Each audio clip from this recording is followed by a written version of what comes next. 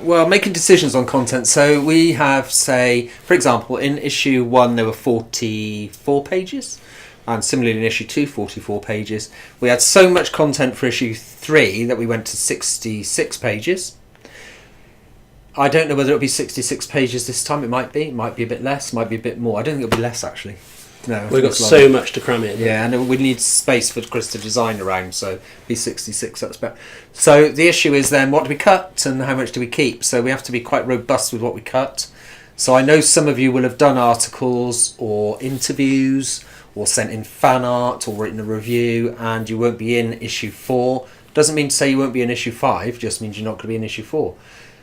Simply because we feel we can't cut the content that we have agreed to put into issue 4. So don't feel bad about it, because you still might be in there. It's just that the content, we feel we've got it right, and we have to make a judgment call, really.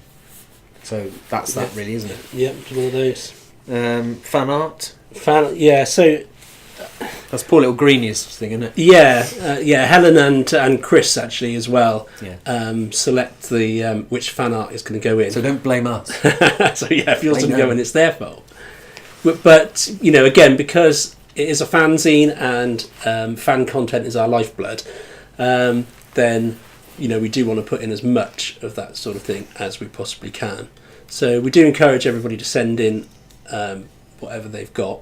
And we did two full-page ones last time. Particularly they good fabulous fan art. Well. Yeah, and they were 2 cracking pieces of fan art. Yeah, you'll have seen these. Yeah, well, we're going to show you. Looks stunning. Because we've got to fill this video with something, so we're going to fill it with this. This is turning into quite a long video. It is. It's longer than Coronation Street. We could do it 3 times. Put some adverts in the middle. Yeah.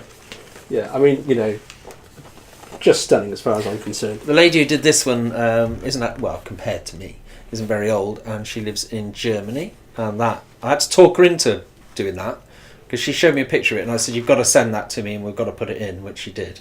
And this one came in quite late, I think, didn't it? But I love that. That's glorious, isn't stunning. It? Stunning. Real detail in that, so we have to give it a whole page because there's just so much in it. Those are the best 2 we had. Yeah, so poor little Greenie goes through all those. Lots of them. I don't know how many she went through. God knows. Yeah, there's 40, 50. We've got a Dropbox literally full, but still could do with more. Yeah. So, do you want to talk about that? Oh, proofreading's a massive thing. Yeah, I tell you what would be great. I tell you what would be brilliant. If when you put an article into David Bowie Glamour, if you put all of the song titles into inverted commas, a single inverted comma, that saved me putting them all in. And if you put all the album titles into italics, that'll save me about 10 hours, probably. I do all the proofreading for the fanzine, which is actually a real pleasure, because it means I've read all of the content, in great detail. So what I'd say about proofreading is, don't worry if you think your writing's not up to standard or something like that, because the story is the thing, and what we want to know is, about your sort of feelings about David Bowie, or about your encounter with David Bowie, whatever it is you've got to say, we want to know about it. We can knock it into shape if you're not, sort of confident about the writing side or something. If you are, that's great. But do send it in, and don't worry that, it won't be good enough or something. I have to say, Nick, because he works full-time as well, this isn't his job. So he spends hours, honestly, I can't tell you how long, proofreading everything. It does take hours. The problem is that sometimes an odd error still slips through, and sometimes he proofreads twice. And in fact, Chris will go mad about this, won't he, if I point out an error? Yeah, don't point out any errors, or Chris will go mad. No, don't. Oh, God, shall I? No, should we make mad last time? All right. Well, one of the headlines in issue 3, we messed up big time. I'll leave you with that. You can try and notice it yourself. But I do, as Andy said, I proofread everything twice. So before we send the content off to Chris, I proofread through everything and put, any changes. And then after Chris has designed everything and put it all into the changes, then they come back and I make even more changes. So there you go. So then, once it's all proofread and it's all ready to go, we send it to Chris and he designs it, and that takes 3-4 months. Yeah. Not because he's slow or ponderous, because he works full time. He is a designer by trade. And he designs album covers, certainly designs all sorts of things, posters, doesn't he? Magazines, all sorts. Yeah, of he's stuff. got some really top credits actually. If you go onto his website, milkycereal.com, and have a look, there's some real high profile stuff he's done. And he's done some groovy stuff, I've got to say. But we keep pushing him to do better, and he's looking his age now a bit, isn't he? He is. He's getting on a bit. We had the best of Chris, I think. Yeah, we might have to look for another designer soon. Chris, we love you, mate. So it goes on, I don't know, 3-4 months probably, and he works late into the night to do it. And surely you can see from the design of all three of them, really. Although number one was fairly rushed, but I still love number one. He does a great job with it, and he suggests things as well because he's more experienced at this than we are. So he suggested the spine rather than having it stapled and all that sort of thing. So it just ups it a notch. So we're going to up it again for number 4, and you can't miss number 4 because it's going to be just a piece of art. Really. It will be stunning. Piece of artwork. So then, once it's proofread and Chris has designed it, it then goes to print.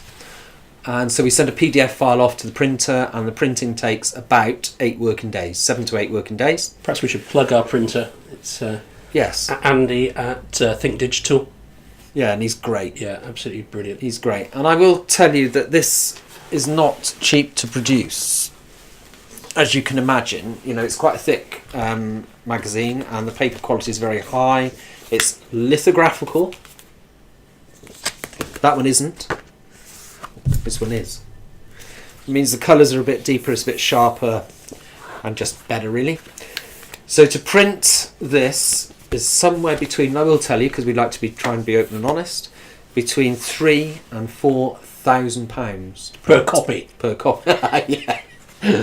Per copy. Christ, that is expensive, isn't it? It is a lot. 100 actually. times that. Yeah, we're spending Maybe a lot. shop around a bit. So it's between £3,000 and £4,000 for 1,000 copies. That's how much we spend on that. In addition to that, we still have to buy some images sometimes, the rights for some images, the license and all that sort of thing. Although we did get a lot given to us as well, to be fair, but some of them we do have to pay for as well. So it goes off to the printer, and we just got our fingers crossed then. Things will change a little bit for issue 4, because what's going to happen with issue 4 is we're going to send the file off to the printer, and he's going to do us a sample copy before we commit to it. Whereas these we just had run off straight away. Luckily they turned out brilliant. And that'll be great as well, because we'll have one in our hands before it goes out, so we'll be able to do a video like this and actually show you what it looks like. Good idea. Just come to me. Good idea. As if in a dream. And then of course we got posting it. Well, that's a bit of a nightmare. And if you look at my Twitter, at David Bowie Glam, my pinned tweet is myself and my wife putting 1,000 fanzines into envelopes. Took a day, and actually putting them into envelopes isn't too bad because they're self-seal. It's actually taking them down the post office, which was 2 carloads, and I took them on 2 rather large supermarket trolleys, the big tall ones that they put all the boxes on. That was a bit of a nightmare because being not very big, pushing those along, people couldn't see me, they could only see the boxes moving, so it's quite scary for them really. And we take them in the post office, and then I dump them at the post office, and then I do that in the morning about 9 o'clock. I go back at 5 o'clock and I pay for what they've done that day. So they'll never get them all out in one day, which is why some of you in the UK get them, say, on a Wednesday, and some of them you get it on a Friday, because the post office is still beavering away through them all. They get extra staff in to do them, but they can't do them all in a day, it's too many. And then of course we get you lot giving us feedback, which is great, because the feedback is 99.9% positive. Yeah, we absolutely love that part of it. It's once they're all sent out and people start telling us what they think of it. Apart from the ones that turn up mangled and it's a nightmare, or don't turn up at all. And I've got a little fragile stamp that I'm very proud of, which I might show you all one day, and I stamped fragile all over them and it still isn't working. Maybe you stamped them too hard. You're probably damaging them. It's probably me breaking them. Yeah, well, because one issue that we always come across, I think anyone comes across when they're producing a magazine, is copyright. Because what you want to make really sure of is that you don't sort of infringe anyone's copyright or sort of take anybody's work without their permission and that sort of thing. Of course, with a career like Bowie's, though, that sort of stretches back to the 60s, it's not always easy to find out who the copyright holder is. And often we've got photos from gigs in the early 70s or something, the pictures we'd love to publish, and just got no idea who took the photo. Especially with fan photos and stuff. Lots of times we have, we do know who it is, but sometimes we don't, and then we always have to make a decision as to whether we run it or not. And then sometimes you actually do have, you do know who the copyright holder is, and you need to talk to those people and make sure that they're happy with us to do it. So at times, that can actually be quite tricky, because obviously people have put a lot of work into producing the material that they have, especially when it comes to images, and and therefore they quite rightly want to make sure that those images are used in the right way, or that we're not making lots of money off their images. I mean, luckily we can show them that we don't actually really make any money out of the fancy. No, it's a nightmare. But it is always a thorny one, isn't it, with with images? We had to get permission for this. And Stuffy gave us permission to use these images. And if you've got any ideas, folks, you can comment below what we do with these beauties. I think probably... Watch that microphone. Probably we'll take them to Beckenham. Could do. However, there's no guarantee we're going to go to Beckenham this year. It's in the balance. We haven't made a decision yet. We're still talking about it. We need to have something to go with, basically. Yeah, we got nothing. But what we will share with you, or Nick and I will share with you, that doesn't actually include Helen or Chris, is that we've got a little idea that we're going to... a little side project. Yeah, a little side project we're going to start work on probably next week. Yeah. We've engaged Lizzie Capewell to do a bit of design for us. She's going to do a bit of design for us. She is a uni student at Southampton, and she's going to do a bit of design for us, and we're going to come up with something else. So you need to keep your eyes open. We'll tweet it and stick on Facebook and everything when we've got more Instagram. When we've got more information, we'll put it on Instagram as well. So we'll put it on Twitter, we'll put it on Instagram, we'll put it on Facebook when we've got some information to tell you. So it's not a David Bowie Glamour project. No, nothing to do with it. A different thing. Totally separate. It is a David Bowie project. It is. And we may or may not launch it at Beckenham if we go. If we don't go to Beckenham, we'll launch it in our normal way through Twitter and all our social media. But it isn't anything to do with David Bowie Glamour. And it'll be limited as well. Yeah, it is. Yeah, it'll be limited as well, so keep your eyes skinned. So we've got the mysterious project, the side project, Project X. We've got going live next week. Yeah, that's scary. Quite cool. And obviously working on issue 4 as well. So it's quite a lot going on, really. Yeah, there is. I'm still flogging bits and bobs in my collection, so keep your eyes skinned for that as well. There's a lot more to come. I haven't really scratched the surface yet, but I'm clearing my loft out slowly but surely. So, and we should mention that the Instagram account and the Facebook account and the Twitter account for the fanzine are all official fanzine accounts now.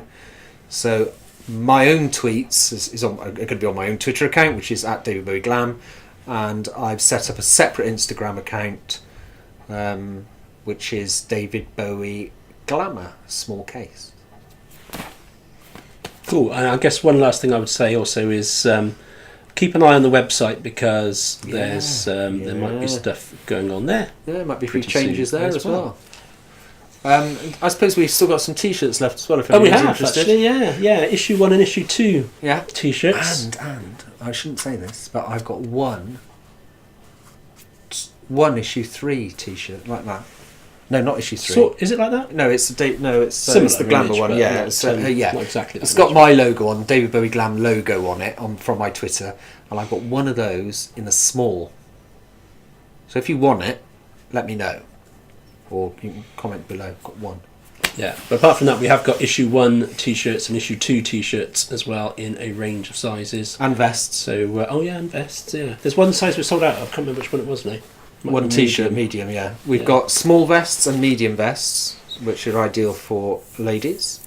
And we've got small, large and extra large T-shirts in both designs, issue 1 and 2. So just message either Andy or me on Facebook or Twitter or Instagram or something. £400 each they are. Yeah, but they're a bargain and they will go up in price. I guarantee it. Actually, how much are they? Tenner? Yeah. Tenner? Yeah. Plus postage. And I think that's it for a while, then, isn't it? Yeah, We're I going to think shut so. up now, aren't we? Yeah, that's quite a long video, really. It was, yeah. Well, about 45 minutes. Is it actually 45 minutes? I think about that. God, okay, they'd be bored to death by the time we finish that. 30 minutes. 30 minutes. This is Jake, our cameraman.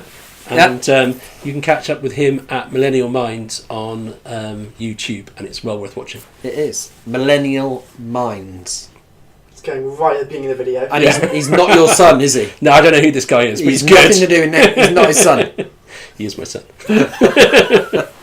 Right, well, I think we better probably stop there and see if Jake can actually edit this into some sort of... Thanks for watching if you made it till the end, anyway.